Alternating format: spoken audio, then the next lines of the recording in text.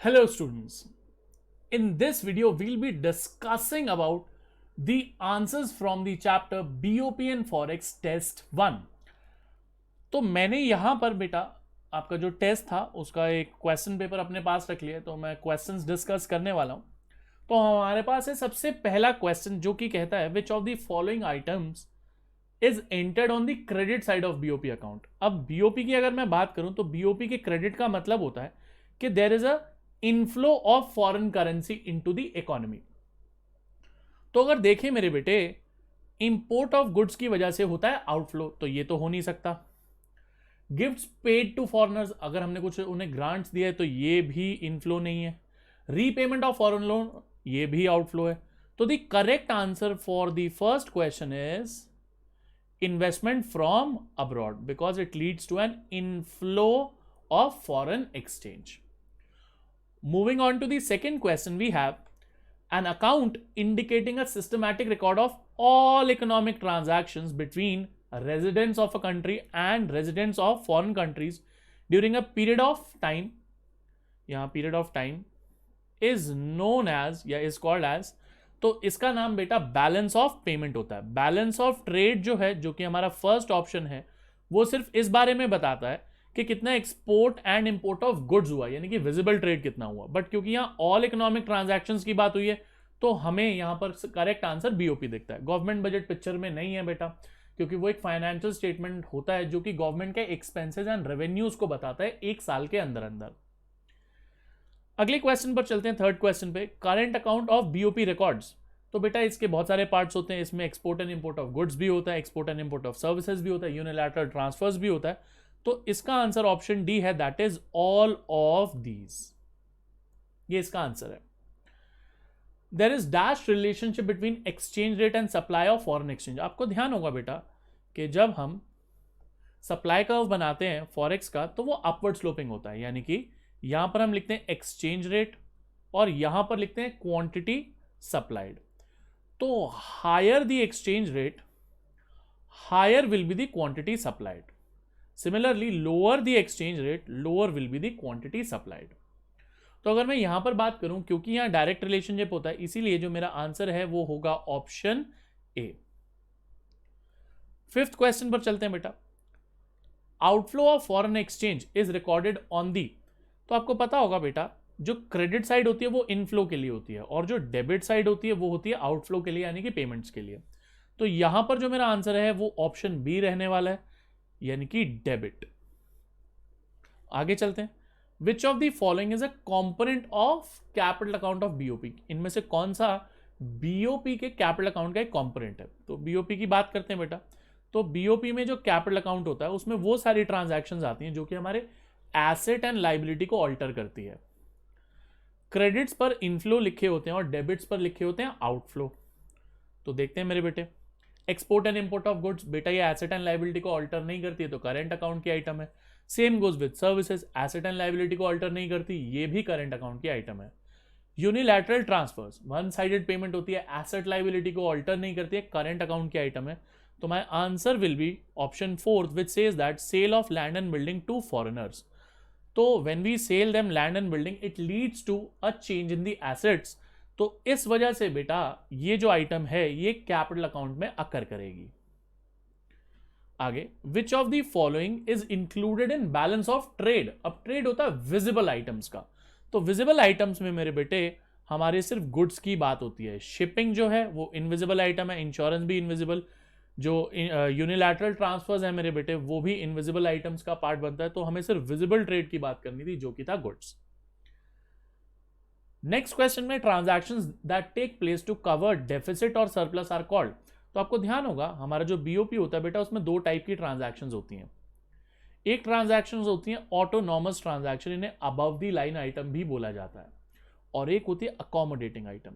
अब accommodating items का काम होता है कि हमारे बीओपी को बैलेंस करवाना है, क्योंकि बीओपी एक अकाउंटिंग प्रिंसिपल पे बना होता है जो कि होता है डबल एंट्री का, जहां पर ऑल दी डेबिट्स का sum should be equal to all the credits का सम। बट ऑटोनॉमस ट्रांजैक्शंस होती independent transactions which are carried for a motive of profit earning. तो अब ऑटोनॉमस ट्रांजैक्शन का टोटल जरूरी नहीं है कि आपस में मैच करेगा, तो इनके टोटल को मैच कराने के लिए यानी कि बीओपी के इम्बैलेंसेस को खत्म करने के लिए हम अकोमोडेटिंग आइटम्स का सहारा लेते हैं। तो देखते हैं मेरे बेटे, तो डेफिसिट और सरप्लस को कवर करने के लिए जो आइटम्स को यूज किया जाता है उन्हें बोला जाता है अकोमोडेटिंग आइटम्स। तो अकोमोडेटिंग आइटम्स मेरे बेटे वो आइटम्स होती हैं जो कि हमारे बीओपी को बैलेंस करवाती हैं। तो यहां पर मेरा आंसर ऑप्शन ए रहने वाला है। अगला क्वेश्चन है बेटा, एक छोटा सा न्यूमेरिकल है। ये कहता है कि हमारा बीओटी है, बीओटी का फॉर्मूला होता है बेटा export of goods minus import of goods. अब वो बोल रहा है कि जो ट्रेड बैलेंस ऑफ ट्रेड है उसमें एक डेफिसिट है 500 करोड़ का। डेफिसिट का मतलब माइनस 500, एक्सपोर्ट की वैल्यू 700 है, आपको इंपोर्ट की वैल्यू निकालनी है। तो अगर मैं 700 को उधर लेकर जाता हूं, यहां आता है माइनस 1200 माइनस इंपोर्ट, तो मेरा जो आंसर है वो रहने वाला है ऑप्शन 2, दैट इज 1200 करोड़। ये आंसर रहने वाला है। Which of the following is a source of demand for foreign currency? इनमें से कौन सा डिमांड फॉर फॉरेन करेंसी का रीजन है, मतलब जिसकी वजह से हम फॉरेन करेंसी खर्च करते हैं। मतलब हम अपने देश को बोलते हैं कि हमें फॉरेन करेंसी दो क्योंकि हमें उसे खर्च करना है। अब देखते हैं वो किस लिए होता है। अब देखो, फॉरेन टूरिस्ट जब इंडिया आएगा तो हम डिमांड थोड़ी कर रहे करेंसी, फॉरेन करेंसी, ये तो सप्लाई आ रही है फॉरेन करेंसी की, because they are bringing dollars and spending them in India. तो आंसर ये तो नहीं है।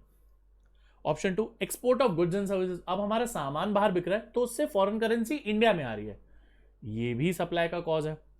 इंपोर्ट ऑफ गुड्स, अब मुझे बाहर से कुछ लैम्बोर्गिनी लेनी है या कोई गाड़ी लेनी है या आईफोन खरीदना है, कुछ भी खरीदना है ऐसा, या बाहर घूमने जाना है, तो यहां पर मैं बाहर पैसा स्पेंड कर रहा हूं, तो इस वजह से I would need foreign currency, इसीलिए import of goods is the answer, यानी कि थर्ड ऑप्शन।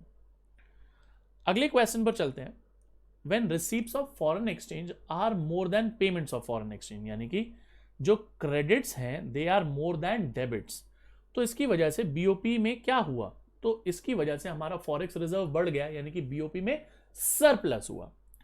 तो यहां पर मेरा आंसर है ऑप्शन बी, वो इसीलिए क्योंकि रिसीप्ट्स ज्यादा हैं और पेमेंट्स जो हैं वो कम हैं। आगे चलते हैं। Under flexible exchange rate system exchange rate is determined. तो लिखा हुआ है कि फ्लेक्सिबल एक्सचेंज रेट सिस्टम जब होता है तो उसमें एक्सचेंज रेट कैसे डिटर्मिन होता है? हमें पता है कि फ्लेक्सिबल एक्सचेंज रेट रिजीम में it is determined by the market forces of demand and supply.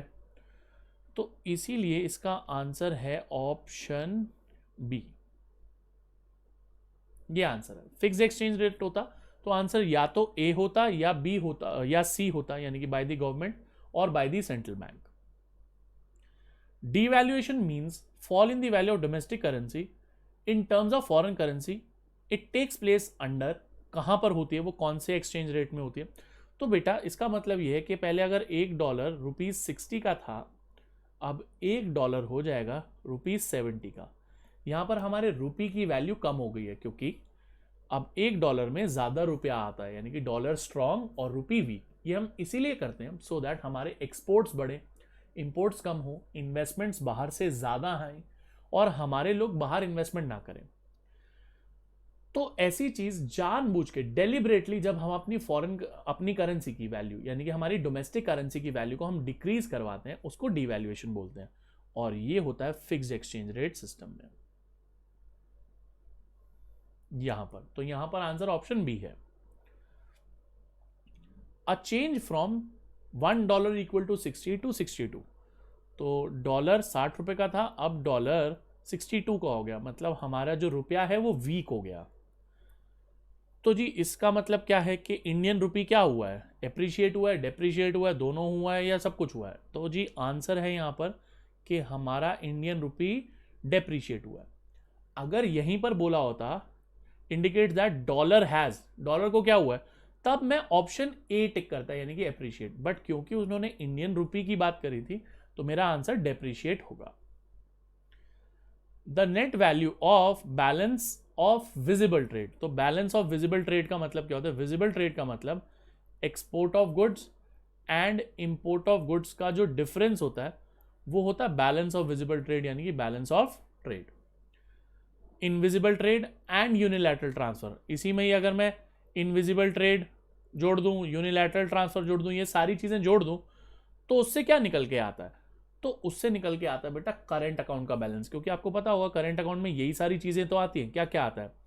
Balance of trade आ जाता है, बैलेंस ऑफ इनविजिबल ट्रेड आ जाता है, यूनिलैटरल ट्रांसफर्स आ जाते हैं, एंड सो ऑन।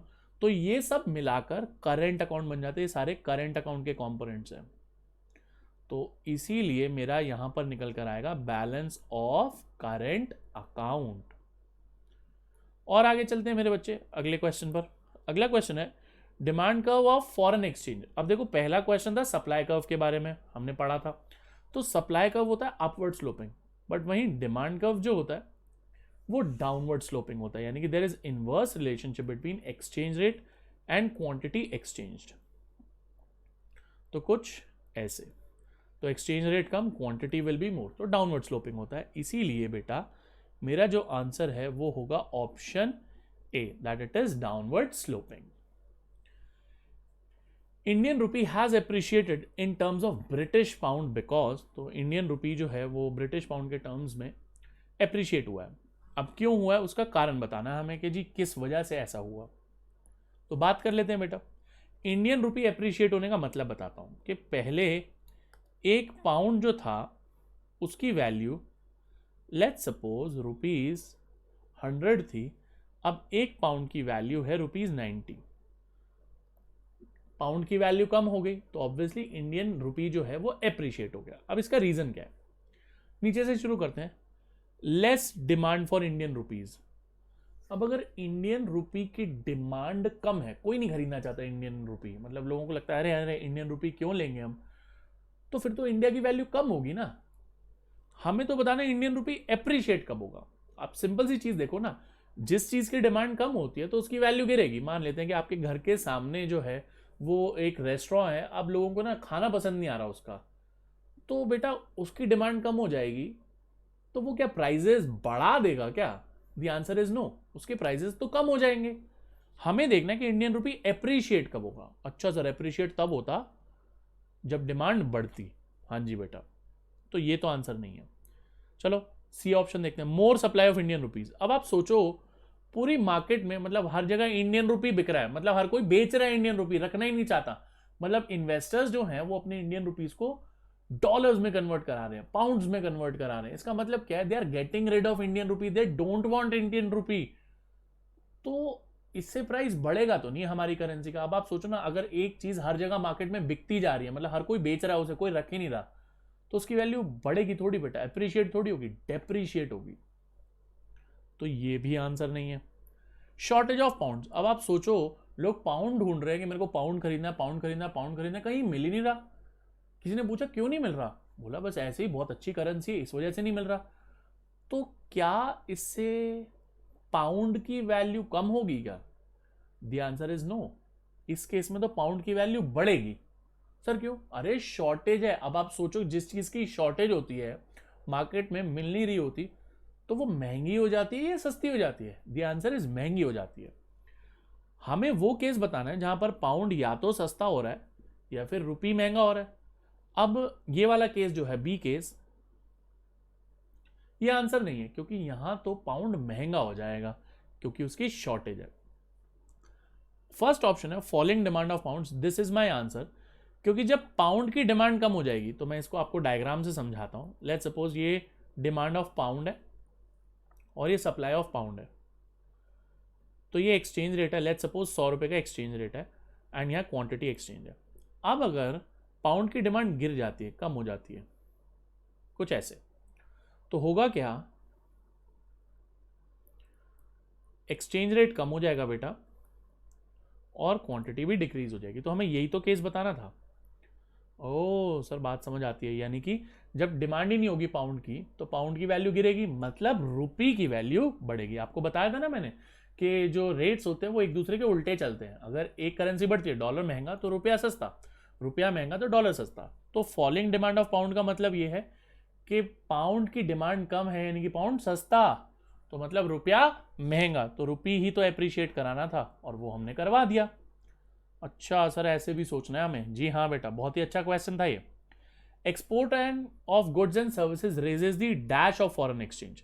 तो जब हम एक्सपोर्ट करते हैं गुड्स एंड सर्विसेज को, यानी कि हम पूरी दुनिया में गुड्स एंड सर्विसेज को बेचते हैं, उससे फॉरेन एक्सचेंज की डिमांड होती है, सप्लाई होती है। तो द आंसर इज सप्लाई होती है, क्योंकि we receive foreign exchange in return of selling या एक्सपोर्टिंग गुड्स एंड सर्विसेज। ठीक है सर, वेरी इजी क्वेश्चन।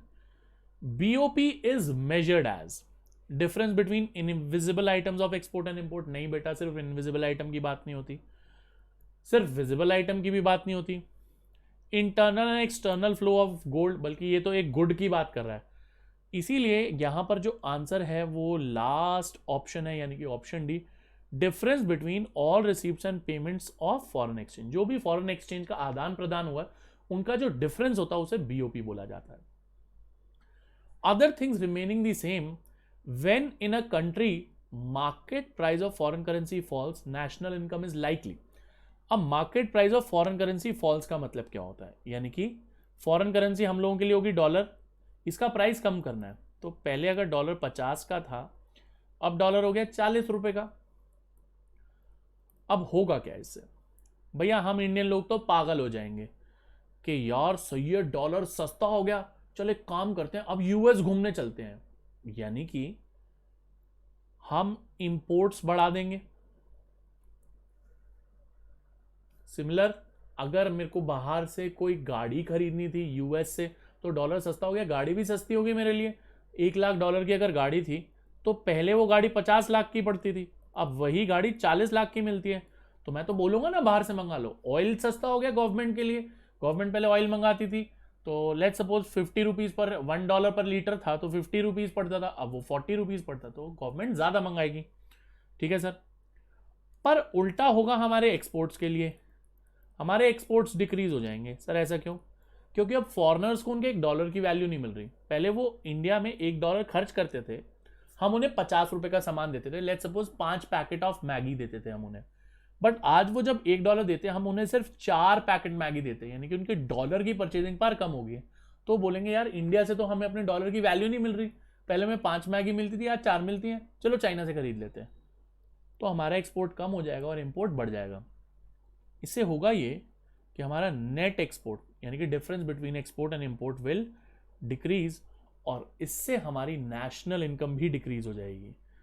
वो इस वजह से क्योंकि एक्सपोर्ट इनकम आ नहीं रही है, बल्कि इंपोर्ट के खर्चे और हो रहे हैं, तो हमारी नेशनल इनकम डिक्रीज। तो ध्यान रखना, जिस हिसाब से फॉरेन करेंसी का प्राइस चलता है उस हिसाब से नेशनल इनकम चलती है। तो अगर फॉरेन करेंसी महंगी होगी, नेशनल इनकम बढ़ेगी, क्योंकि उन लोगों के लिए इंडिया सस्ता हो जाएगा, वो ज़्यादा सामान खरीदेंगे। सिमिलरली अगर फॉरेन करेंसी सस्ती हो जाती है तो उन लोगों के लिए इंडिया जो है वो एक फेवरेबल डेस्टिनेशन नहीं होगा, एक महंगी कंट्री हो जाएगी, तो वो हमारे यहाँ से सामान नहीं खरीदेंगे, तो हमारी नेशनल इनकम विल डिक्रीज। तो जी national income is likely to fall. आगे चलते हैं बेटा। Foreign exchange transactions which are independent on any other transactions in BOP are called, ये मैं ऑलरेडी डिस्कस कर चुका हूं बेटा, ये है ऑटोनॉमस ट्रांजैक्शंस। ये किसी और ट्रांजैक्शन पर डिपेंडेंट नहीं होती। अगर डिपेंडेंट बोला होता तो मैं इसे अकोमोडेटिंग बोलता। अ company located in India receives का मतलब क्या है बेटा, कि फॉरेन करेंसी आई है या गई है, तो द आंसर इज आई है, क्रेडिट। अब क्योंकि रिसीव्ड अ लोन, इससे तो लाइबिलिटी रेज होती है, तो ये आ गया कैपिटल अकाउंट में। From a company located abroad, तो बीओपी की ट्रांजैक्शन कैसे होगी, residents of the reporting country, company in India, and a company from abroad, तो residents of abroad. How is this transaction recorded in BOP, तो हमें पता है credit side of capital account पर रिकॉर्ड की जाएगी। तो इसमें आंसर है मेरा option C, credit side of capital account. अगला क्वेश्चन, इफ रूपी इज गेटिंग डेप्रिशिएटेड फास्ट, तो रूपी की वैल्यू गिरती जा रही है, and is considered undesirable by the government, और गवर्नमेंट को लगता है ऐसा नहीं होना चाहिए, the RBI may be advise to. तो देखते हैं बेटा, रूपी की डेप्रिसिएशन का मतलब है डॉलर की एप्रिसिएशन, यानी कि डॉलर बहुत महंगा हो गया। अब सरकार को क्या करना चाहिए, तो लेट्स सपोज डॉलर जो है वो बढ़कर 100 रुपए का हो गया। सर ये डॉलर से रूपी पर, ये रूपी से डॉलर पर कैसे गए? बेटा रूपी डेप्रिशिएटिंग मींस डॉलर एप्रिशिएटिंग, तो डॉलर की वैल्यू होगी 100 रुपए। तो सर अब क्या करें? अब सरकार के पास कोई इनमें से एक ऑप्शन हो सकता है। अब सरकार को डॉलर का जो प्राइस है वो कम करना है। अब दो तरीके हैं इसे कम करने के लिए। या तो सरकार सप्लाई बढ़ा दे, यानी कि डॉलर बेचना शुरू कर दे, या फिर लोगों को बोले कि तुम लोग डॉलर की डिमांड कम करो। अब आपको पता है कि लोगों को मना नहीं किया जा सकता कि सर आप डॉलर की डिमांड कम करो। एग्जांपल ले लेते हैं कि एक पर्सन ने अपने फादर का मेडिकल ट्रीटमेंट करवाने जाना है यूएस में, तो सरकार उसे ये नहीं बोल सकती कि तुम्हें डॉलर हम लोग नहीं दे रहे। उसने पूछा क्यों? बोला कि रूपी जो है वो डेप्रिशिएट हो। कह रहा मैं क्या करूं, मैं पैसे दे रहा हूं ना तुम्हें 100 रुपए, तुम लो 100 रुपए और मेरे को दे दो। अब कोई बंदा हनीमून के लिए जा रहा था, रोक थोड़ी सकते हो आप उसे, रोक के दिखा दो, मान जाऊंगा मैं। ऐसे ही मेरे बेटे, एक पेरेंट ने अपने बच्चे को प्रॉमिस करा था, बेटा तू 12th पास कर, तेरे को मैं लैम्बोर्गिनी लेकर दूंगा। सर ऐसे कौन से पेरेंट्स? बेटा होते हैं, कोई दिक्कत नहीं है, हर तरीके के लोग होते हैं। तो अब भैया 100 का हो या 120 रुपए का हो, उसे तो लैम्बोर्गिनी मिलेगी ही मिलेगी। तो इस केस में the RBI will start selling dollars in the open market, यानी कि आरबीआई के पास एक फॉरेक्स रिजर्व होता है, वो इस तिजोरी को खोलेगा और मार्केट में डॉलर्स को बेचता रहेगा जब तक कि वो एक डिजायर्ड एक्सचेंज रेट पर नहीं आ जाते। सपोज डिजायर्ड एक्सचेंज रेट 80 है, तो वो तब तक बेचता रहेगा जब तक कि वैल्यू 80 नहीं हो जाती। तो यहां पर मेरा आंसर है option first, that is sell dollars in the forex market. तो बेचता रहेगा डॉलर्स को जब तक कि डॉलर्स की वैल्यू कम नहीं हो जाती। रुपी डेप्रिशिएटिंग का मतलब क्या है कि जो डॉलर है बहुत महंगा है, तो डॉलर को कंट्रोल करना है हमने। Loan given by Reliance industry to Microsoft. अब देखो लोन की ट्रांजैक्शन जो होती है वो कैपिटल अकाउंट का पार्ट होती है, आपको पता है, क्योंकि इससे एसेट एंड लायबिलिटी ऑल्टर होती है। And we have given this loan, तो this has caused an outflow of foreign currency, तो this will be debit, will be recorded on debit side, सही है, ऑफ करेंट अकाउंट। अब यहां होना चाहिए था debit side of capital account, but यहां लिखा है debit side of current account, तो मैं इसे फॉल्स बोल दूंगा। फॉल्स किस वजह से बोल रहा हूं? डेबिट साइड की वजह से नहीं, फॉल्स बोल रहा हूं करंट अकाउंट की वजह से, क्योंकि ये कैपिटल अकाउंट की ट्रांजैक्शन है। Grants given to Nepal. अब देखो ग्रांट्स जो होते हैं ना बेटा, वो करंट अकाउंट में रिकॉर्ड होते हैं। सर क्या बात कर रहे हो? हाँ बेटा, यूनिलैटरल ट्रांसफर्स होते हैं ना, इससे एसेट एंड लायबिलिटी जनरेट नहीं होता। कहने का मतलब ये, ग्रांट्स जो हैं वो हम वापस नहीं मांग सकते। लोन्स तो वापस मांग सकते हैं, ग्रांट्स नहीं। Given to Nepal by Indian government, तो वी हैव गिवन इट, तो इस वजह से it will lead to outflow, will be recorded on, कौन सी साइड पर आएगा? तो it will be recorded on debit side of current account. तो debit side, debit side, debit side of current account, ये रहा हमारा debit side of current account. अगले क्वेश्चन पे चलते हैं। How will the exports of India affected when forex rate increases? मतलब पहले $1 जो था वो 40 का था, अब $1 जो है वो 50 रुपीज का हो गया। तो इससे क्या इफेक्ट आएगा हमारे फॉरेक्स रेट पर? तो हमारे फॉरेक्स रेट इंक्रीज होने से हमारे एक्सपोर्ट्स पर क्या इफेक्ट आएगा? अब ना हमारे एक्सपोर्ट्स जो है वो इंक्रीज हो जाएंगे। सर क्यों इंक्रीज, कैसे हो जाएंगे, बताता हूं बेटा। वो इंक्रीज ऐसे हो जाएंगे क्योंकि पहले वो $1 देते थे, उन्हें 40 रुपए का सामान मिलता था। अब वो $1 देते, उन्हें 50 रुपए का सामान मिलता। मतलब पहले $1 में उन्हें 4 पैकेट्स ऑफ मैगी मिलते थे। यहां से मैं एक एग्जांपल ले रहा हूं मैगी का, और अब उन्हें वही $1 में 5 पैकेट्स ऑफ मैगी मिलते हैं। तो वो लोग तो खुश हो जाएंगे कि बढ़िया है, हमें तो अब ज्यादा मैगी मिल रही है, उतने ही रुपए में, उतने ही डॉलर्स में। तो इस वजह से हमारे एक्सपोर्ट्स जो हैं वो इंक्रीज हो जाएंगे बेटा। तो ऑप्शन सी है यहां पर आंसर। अगले क्वेश्चन पे चलते हैं बेटा। Devaluation is done with a motive of. Devaluation को किसी मोटिव से किया जाता है, ये मैं ऑलरेडी डिस्कस कर चुका हूं आपसे। तो एक्सपोर्ट बढ़ाने का मोटिव भी होता है, सो दैट हमारी कंट्री में ज्यादा सामान बने और बिके। इंपोर्ट डिक्रीज करने का मोटिव भी होता है कि भैया हमारे लोग जो हैं वो फॉरेन गुड्स ना खरीदें, तो इतना महंगा कर दो जी डॉलर को, और या फिर रुपी को बहुत सस्ता कर दो। And increasing investment outflows, outflow नहीं बढ़ाने, हमें इनफ्लोज लाने हैं। तो यहां पर आंसर है बोथ ए एंड बी, तो option D is my answer here. आगे चलते हैं बेटा। Spot market is a market. मैंने 2 टाइप की मार्केट पढ़ाई थी आपको, एक स्पॉट मार्केट थी और एक फॉरवर्ड मार्केट थी। तो स्पॉट मार्केट वो मार्केट होती है जहां पर ट्रांजैक्शन जो है उसी टाइम टेक प्लेस करती है, आपको एक्सचेंज रेट भी पता होता है और डिलीवरी भी हो जाती है। फॉरवर्ड मार्केट वो होती है जहां आपको एक्सचेंज रेट तो पता है बट डिलीवरी एक फॉरवर्ड रेट मतलब एक फॉरवर्ड डेट पर होगी। तो यहां पर delivery takes place on a future date नहीं है, the forex rate is not known currently, पर इसका आंसर है delivery takes place then and there, उसी टाइम डिलीवरी हो जाती है। The dash transaction are also known as below the line transaction, already discuss कर चुके हैं बेटा, इसका आंसर है accommodating transaction. Above the line बोलता तो मैं इसका आंसर ऑटोनॉमस देता। अगला क्वेश्चन है बेटा, speculation can take place under. अब स्पेक्यूलेशन कहां कहां हो सकती है? फ्लेक्सिबल में हो सकती है जी, क्योंकि रेट चेंज हो सकता है। मैनेज फ्लोटिंग में भी हो सकती है स्पेक्यूलेशन। सर ऐसे कैसे? क्योंकि कुछ हद तक तो चेंज होती रहती है ना वैल्यू। फिक्स में बिल्कुल स्पेक्यूलेशन नहीं हो सकती, तो इसका आंसर है बोथ ए एंड बी। तो आई होप बेटा आपको ये जो टेस्ट होगा, जो डिस्कशन होगी, वो प्रॉपरली समझ आ गई होगी। तो मैं आपको मिलूंगा एक और टेस्ट, एक और वीडियो के साथ। Till then bye bye, take care.